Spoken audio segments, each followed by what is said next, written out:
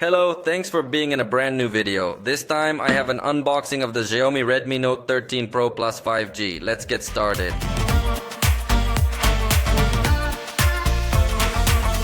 This device was recently announced in Mexico. Its launch price is 13,999 pesos. On the screen you see the reference price in dollars to give you an idea. But remember that the prices here are not the same as those there.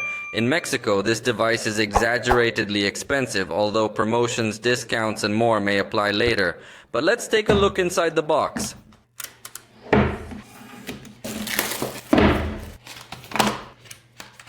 And as you can see, the first thing we find is this small box where you will surely find some content.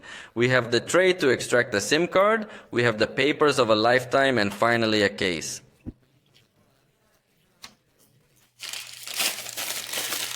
Which has a similar design to all the cases that lately has handled the Xiaomi Redmi and Little with this matte black finish. And that's good because remember that transparent cases suddenly with the passage of time turn yellow. But in this case, I think it can keep this same finish over time. So it's a good case and it's appreciated that it comes integrated in the box and you don't have to buy separately or something like that. And now we come to the cell phone. First, let's take a look at what the manufacturer highlights on this plastic. First, it says it has a 200 megapixel camera with optical stabilization, a 1.5K display with 120 Hz AMOLED, and it's also curved. Definitely a considerably attractive feature. Then it says immersive view with very reduced bezels, obviously having a curved screen that was to be expected. The processor is the MediaTek Dimensity 7200 Ultra. A considerably good processor. Then we find the 120 watt charge with 5000 milliamp battery. And to finish, IP68 certification against dust and water, something that is very difficult to find in Xiaomi products. But they have finally moved it to their mid-range. So this is probably the most attractive Redmi Note of the moment.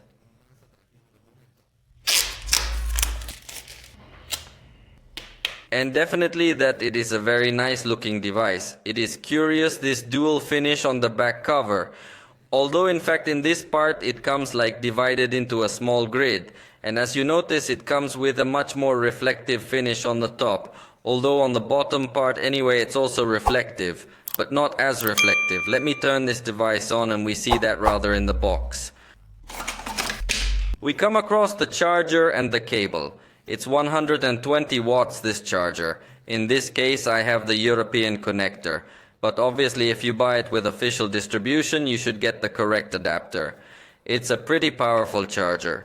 Although it's also a very heavy and very large charger. So this will depend on you if you like it or not. Personally I might prefer a slightly more compact charger, even if it wasn't as powerful. But it depends on your taste. Also remember that it comes with USB-A on this side. And on the other side we will obviously have USB-C. Also remember to use the original cable if you want to have maximum charging power. That's why it comes with this orange finish, so you can easily distinguish it. So I've already got this cell phone on. Let me set it up so I'll come back with you to take a look at all of its specs. And that's it. Here I have the device already configured in my hands, so we can get to know its specs very quickly. It has a weight of 204.5 grams and a thickness of 8.9 millimeters. I think in thickness it's within the standard, although if it is a little heavier than we would like, especially considering that it does not integrate telephoto camera or periscope camera, nor is the battery exaggeratedly large. So it sounds odd that the device has increased its weight in this way, but it still feels solid in the hand. The screen is 6.67 inches, AMOLED up to 120 Hz, peak brightness of 1800 nits, protected with Gorilla Glass Victus, 12 bits in color depth, and lots of certifications for comfortable viewing. Every way you look at it, it's a very good display. The fact of having a screen with a color depth of 12 bits. It makes, for example, in these photographs where there may be certain gradients, you see a lot more colors. You could do the test by taking a picture of a sunset, and in some cell phones that do not have screens with so many colors, you might be able to see the divisions between one color and another perfectly. In this case, it will be less likely to notice something like that. It is a screen, as I say, very good, which also comes with this curved finish, which gives it a touch and a much more premium feel. And the level of resistance is also positive, although it offers us the same size that Xiaomi offers virtually all its devices. The front camera is 16 megapixels with f2.4 aperture. Again, in this case, it is also something that Xiaomi usually offers the same in all its devices. It practically doesn't matter what range you see. If it's a Xiaomi, it's very likely that your camera is 16 megapixels with f2.4 aperture. And here's a screenshot to give you a look at what it looks like before you take the picture.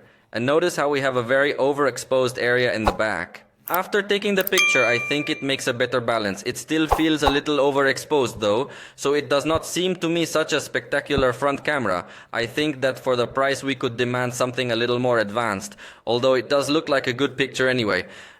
Only for the launch price in Mexico, I would be a little more demanding, especially because this front camera does not have the ability to record video in 4K. And on the back we have the 200 megapixel main camera with optical stabilization and f1.65 aperture, then the 8 megapixel ultra wide camera with f2.2 aperture, and lastly the 2 megapixel macro camera with f2.4 aperture. This macro camera I generally consider very useless. Although in this case I must say that the main camera cannot focus that close. In fact, there is a considerable distance beyond which this camera is able to focus. So it gains some level of usefulness due to the limitations this camera has because of its aperture and sensor.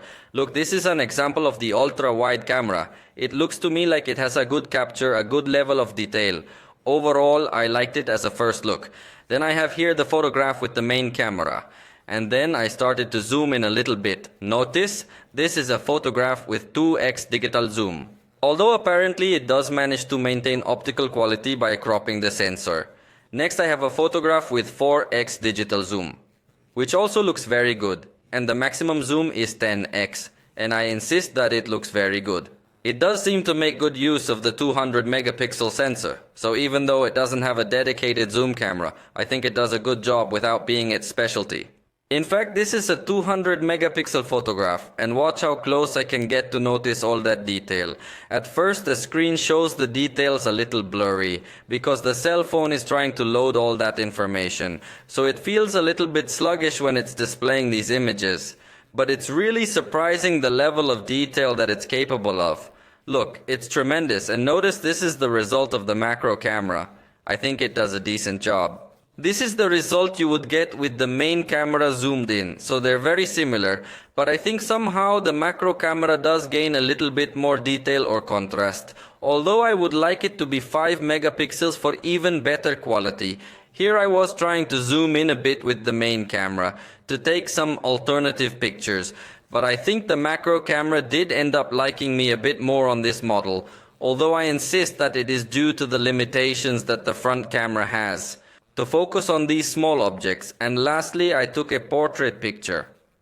Although remember that this device has no depth camera, like to try to detect the foreground. But it still does a good job. The blur is good in the background, and it also has good detection of all these edges. So it seems to confirm to us that the depth camera that other devices bring, it's completely unnecessary. But with the back camera you can record video in 4K. This is a point where it does deliver. But as I showed you a moment ago, the fact that the front cannot record in 4K, it bothers me a lot. And with the case of the ultra wide, it will not have those possibilities either.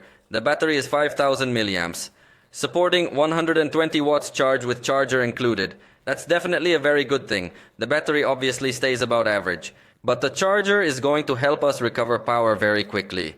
I forgot to mention that it has an in-display fingerprint reader, and as you notice, it comes with MIUI 14, which runs on Android 13, not to be confused with Xiaomi's version of the system.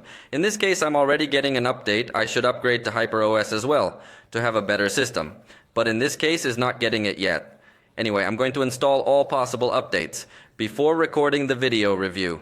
So that you can have the best possible explanation, it is also IP68 certified against water and dust. As I was telling you a moment ago, that is something that virtually no Xiaomi device integrates, and that's why it comes to stand out that in this edition, we finally see that certification to compete head-to-head against Samsung, which is the leading manufacturer that in the mid-range starts to put that feature.